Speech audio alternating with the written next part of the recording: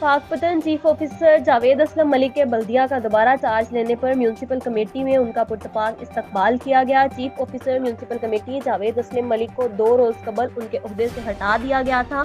उनकी जगह municipal regulation officer Naveed सैलानी को लगाया गया था। शहर की तरक्की और खुशहाली के लिए नेक नियति से शबो रोज मेहनत करने वाले जावेद असलम मलिक को सियासी व समाजी हलकों के पुरजोर इसरार पर पंजाब हुकूमत ने दोबारा चीफ ऑफिसर म्यूनसिपल कमेटी के ओहदे पर बहाल किया।